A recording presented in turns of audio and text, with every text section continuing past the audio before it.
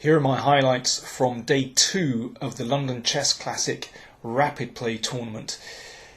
Well, things are beginning to sort themselves out. We're still in the group stage, but certain players are coming to the fore. Let me start with the game between Viswanathan Anand and Luke McShane. Both players had a reasonable first day.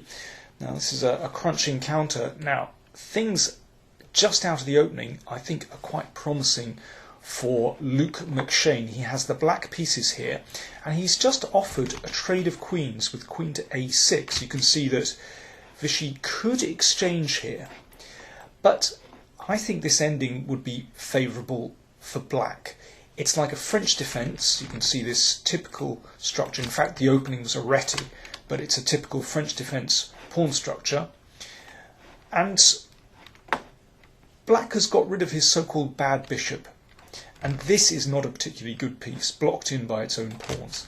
Here, black would have good pressure on the B and C files and can start advancing the pawns, and maybe this knight comes into C4. This is very pleasant indeed for black. So, Vishy decided to turn his attention to the king side.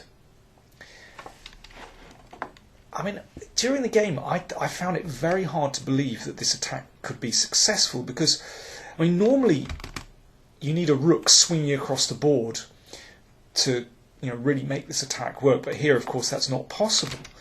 It's pawn on G3, so many pieces in the way. McShane clearly didn't believe in either. He just nudged his... Well, first of all, there's a threat to play bishop takes pawn, so McShane just nudged his king to the side. In fact, it turns out maybe he should have put his king over here instead, but it's very hard, particularly in a rapid play game, to determine that. King h8, incredibly, is a mistake. Let's see how Vishy exploited this. Queen h5 threatens the f pawn, and who knows, a bit of pressure here as well. So the king came back, and Vishy plunged in straight away. I mean, this was really shocking. I found it, during the game, I was commentating live. I found it very hard to believe that this was working. Well, first of all, there's a threat to take here, so the bishop came back. Now, if white just takes here, then this just isn't good enough. You're only attacking with the queen, and for example, this queen could switch over to defend from one of these squares, and the attack is over. So for this reason, I found it very hard to believe that actually white could succeed with this attack. But Vishy played rook e3, so he did bring the rook up. It's only going to f3, but it turns out that this is actually a really potent threat. The knight gets in the way here. The knight needs to cover the f6 square, but if it stays on d7, then f7 can't be protected. So McShane was in real trouble. Well, he tried rook here, and now, okay, this is quite tricky. Anand had to calculate very carefully. The obvious move is to play rook here, but actually, I mean, this is the main continuation. It seems as though black can defend with this. Now, it looks as though this is absolutely crushing. Threat to queen g6 and mate, but incredibly, rook takes knight actually keeps black in the game. So Vishy found rook d1, just protecting this and making sure that the rook doesn't break through, and still with the threat of rook f3. But he had to calculate a very long variation. Check this out. McShane played queen b6 here, I should say. But if rook here, and I should mention that Anand demonstrated the following variation immediately after the game. He'd seen all this. Watch this. Rook f3, threatening to break through on f7. So rook c1, and now white takes here anyway, allowing black to capture the rook. The king comes up, so black is how much ahead? A rook and a bishop ahead. Mate is threatened, so the queen comes back to defend, but white takes here. Threat. Well, actually, the threat is knight f6, and the king goes in the corner, and well, then, yeah, probably. Well, queen f7. There could be a rook f7 as well. It looks good enough. So king h8. And now you take on h6, and now as Vichy said afterwards, in fact, this leads to checkmate. It's all forced. You can do it all with checks, and white gets there just in time before black counterattacks. An impressive piece of calculation from Vichy. McShane played queen b6, but this is also losing. Rook comes across, threatening something here, and McShane took, but this is hopeless, because here, okay, once again the threat is to deliver checkmate, and the knight is on prise. Luke took the knight here.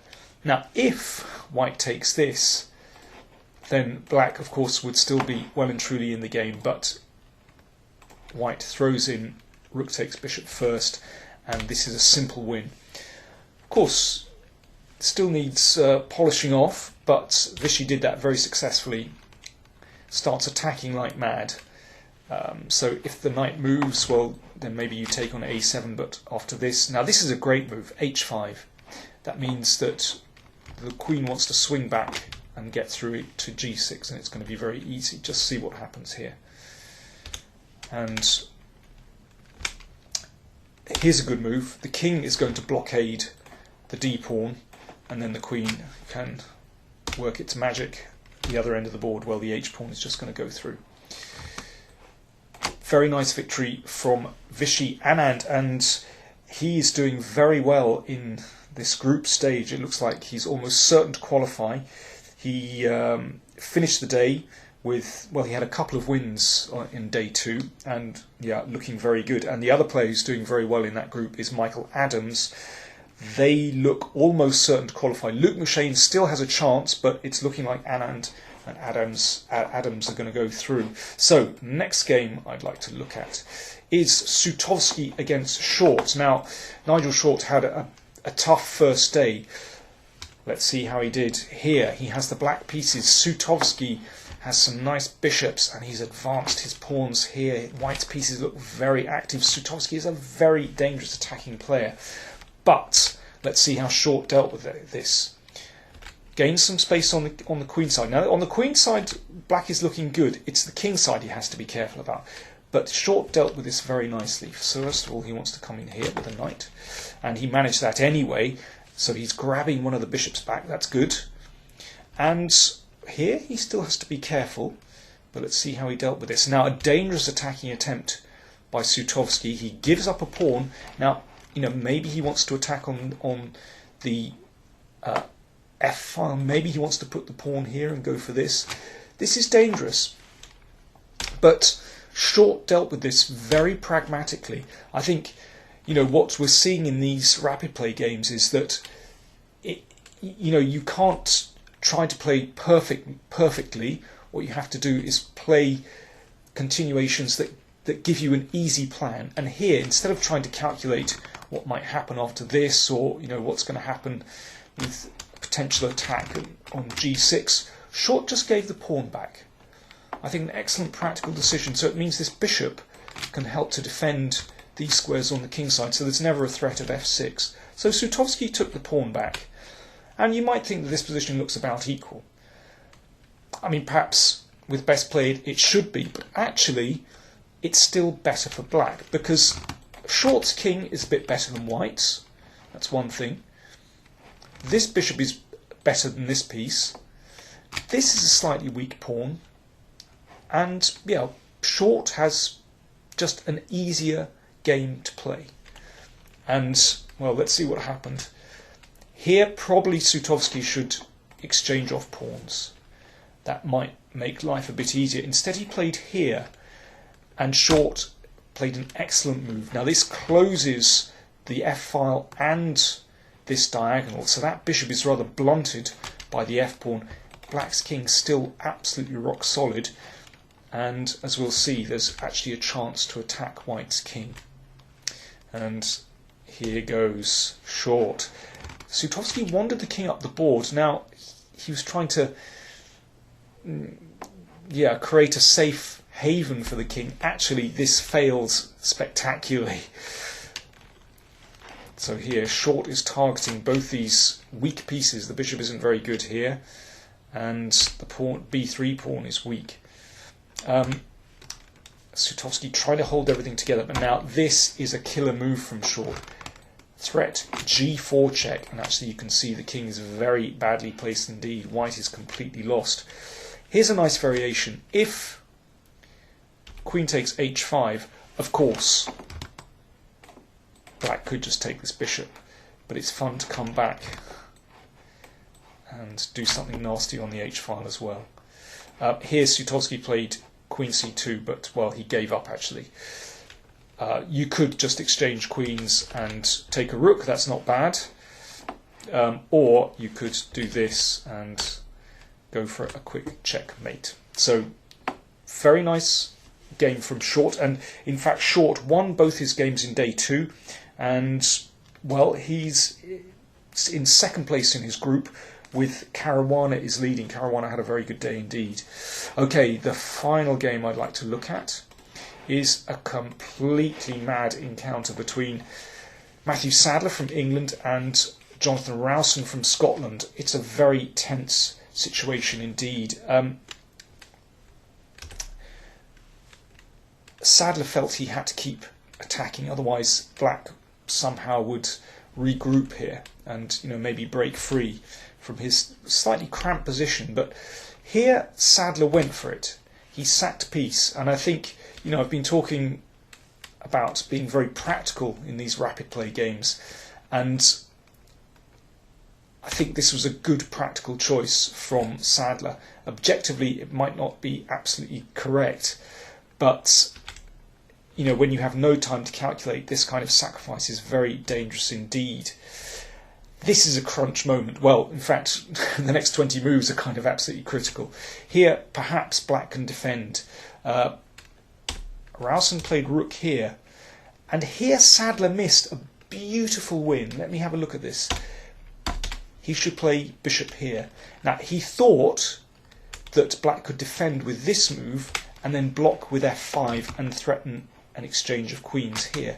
In fact, white is still winning. He can give up the bishop, and it's mate by force. Beautiful line.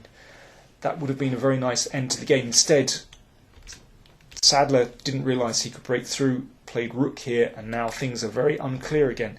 White still has compensation. 2 pawns and black's king is exposed, and he's managed to take here. There's a pin on the e-file.